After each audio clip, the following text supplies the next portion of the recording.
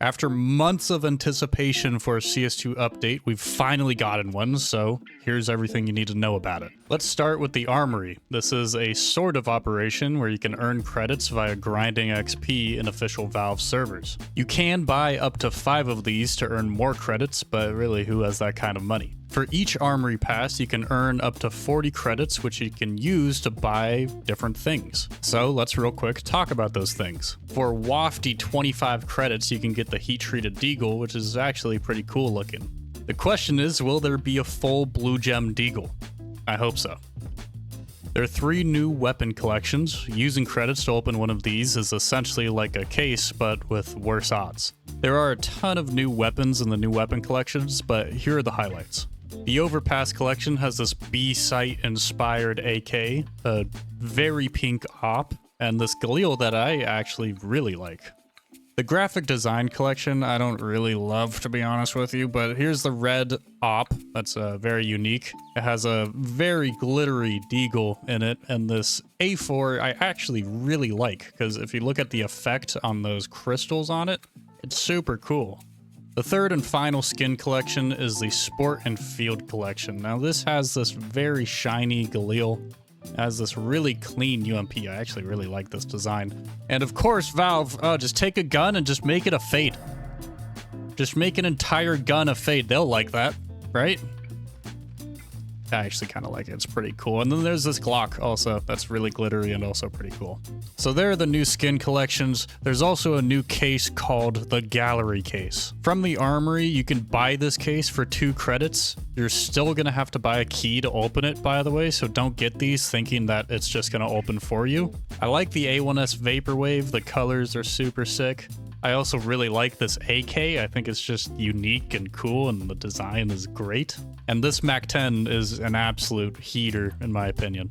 And if you're lucky enough, you can open a kukri knife from the Gallery case. Okay, now here's where it gets spicy. The charms. Brand new to Counter-Strike, I actually really like the way they've implemented these. They cost 3 credits to unbox and can be applied to a singular gun of your choosing. You can pick where you want to put the charm, but it can't collide with your hand placement on the gun. So in some cases, you have more freedom to choose where you want to put it compared to stickers, and in some cases, less.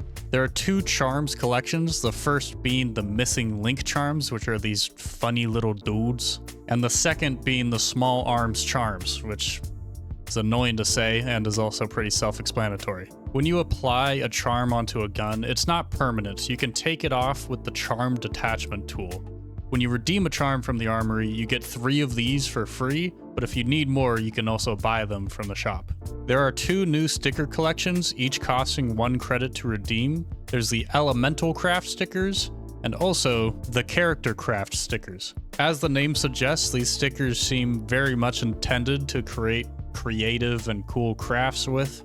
I can put a mustache on the lady, and then I can scrape it. That's pretty cool. Hey, wait, that's different. They've added a new bar that controls the scrape level of your sticker, so you can be much more precise in how much you want to scrape your sticker. Stickers that are already on skins have this bar as well, but you can't unscrape the sticker at all, you can only scrape it more. You also now have a new button to just remove a sticker entirely. Okay, well there's the new content. Now let's get to what I think is the juicier section, the patch notes, the nitty gritty. I love this shit. Here we go. Inventory and items. Whenever you get a new item now, either from trade offers, the market, or the in-game store, it's now trade locked for 7 days and market restricted for 7 days, which means we won't see items from this update on the community market for another whole week. You can now preview unpurchased stickers and charms on weapons and patches on player agents. Oh no, you can't delete weapon cases from your inventory anymore. I don't know which psychos were doing this. It was probably more on accident than it was on purpose, but cool, I guess. Before you apply a name tag now, the game will show you a preview of what the name tag looks like on the gun. I bought a name tag just to show you this, so I think you should subscribe or like the video to thank me for it. They also fixed some bugs with guns unequipping themselves when you make changes to them. Now this is a big deal. Animation. There's been a lot of complaints about how character models traverse, how they peek, how holding angles is impossible in Counter-Strike 2, and this could solve some of that. I'm not going to read every single one of these to you, so you can pause if you want to read them fully, but here's the gist of it. Big ledges or slopes would result in your character doing weird stuff. This has been greatly smoothed out, and your character won't bend its leg backwards into itself if you're on a wrong angle. Animations while traversing slopes seems to have been tweaked in general. Your feet are a bit flatter and it's a bit smoother, I'd say.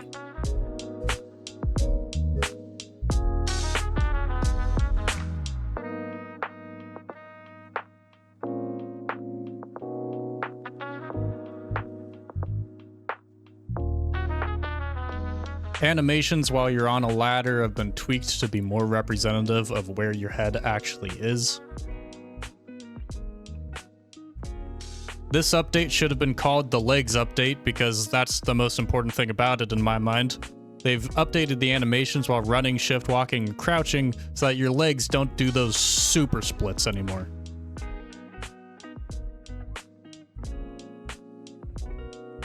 I'm so juiced for this. Player models are now much more stable when you're AD strafing. Here's an interesting comparison I think shows what I'm talking about. This is the lean. This is where both character models are beginning their strafe to the left, and you'll see the old version on the left, the lean is much more pronounced, much bigger. The legs are way less kind of in sync with the body. They're way out of line. Where on the right, the newer one, the body is straighter, the legs are more so under the body rather than to the right of the body, and the head doesn't lean to the left nearly as much. The singular gameplay update is that flashbangs and HE grenades no longer prematurely detonate when they exceed their stuck bounce limit. For graphical updates, they've added a drop-down that allows you to pick which monitor you want Counter-Strike to run on.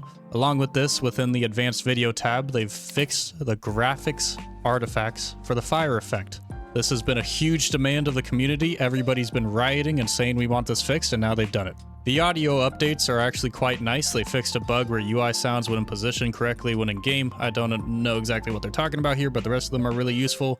They've fixed an issue where step sounds would play for the local player but fail to broadcast to other players and vice versa. I assume here they're talking about spectating and the discrepancies in sound that the spectators can hear and what sounds that the player can hear. Sometimes there would be sounds that only spectators can hear and vice versa, so hopefully that is completely fixed now. They fixed an issue where ragdoll water splash sounds would erroneously play on a live players. What that means is that on Ancient or Anubis, you know how you would get that bug where shift walking through water would just make a shit ton of sound for no reason? That's what it fixes. Fixed a case where voice chat didn't work on community servers. I assume this is talking about that bug that you get on Faceit where you can't hear anybody and voice chat just doesn't work, and the only way to fix it is to full restart your game. I've been plagued by this recently, so thank God that they fixed that. They've also fixed a case where incoming voice chats would sometimes never close. I don't think I've ever gotten this, but bug fixes are always appreciated. Networking. They've added a new telemetry option to display graphs of network jitter and misdelivery, and they've also changed how packet misdelivery is measured. These don't seem to be actual changes to the CS2 networking. They're more so changes to what CS2 tells you about the networking. They've added some new mapping features to the workshop, and they've removed some command line options that were intended for development purposes only. Map updates. Unfortunately, we didn't get the highly anticipated fixed geometry on Vertigo. There are a lot of fixes for geometry, collisions, and clipping on maps, but let's focus on some of the more obvious changes. On Ancient, they fixed some cases where players could detect player movement through water from across the map. I assume they're talking about the big FPS drops that CTs could notice as they approach B if the Ts are rushing B. I don't know exactly how they would fix that since it's a FPS issue, but I hope they did. They also fixed this pixel peak from outside B into Jaguar. You've probably seen this one before. On Anubis, they fixed this pixel peak on mid that was super strong, but that's gone now. They've added Italy into the competitive matchmaking pool. This doesn't mean that it's like one of the 7 maps in rotation. It's just in competitive and you can play it now in competitive. And lastly, for the map changes that I deem important, they've fixed this pixel walk on Nuke so you can no longer be standing right above Squeaky. Opinion warning, I think that the cosmetics and the flashy quality of the charms and the skins really outshines the gameplay updates. In my time playing Deathmatch, which is somewhat limited with this new update, the game feels much better and visually it makes more sense. People running around, the peaks, the character models, it's really refreshing and it's much more clear in how people are moving, where their body's going to be, where their heads are. So while I would have preferred more, maybe a map pool change, maybe a full-on operation, I'm just kind of glad we got something, to be honest. Let me know what you think about the update in the comments, whether it's positive or negative, and please subscribe. And thank you to my channel members who allow me to be a goober on the internet. I appreciate you guys. I'd appreciate if you check out my other videos. I mostly make improvement videos, and I also stream over on Twitch. I stream my level 10 games, so you should go hang out there. All right, have a great day. Good luck and have fun in all of your future games.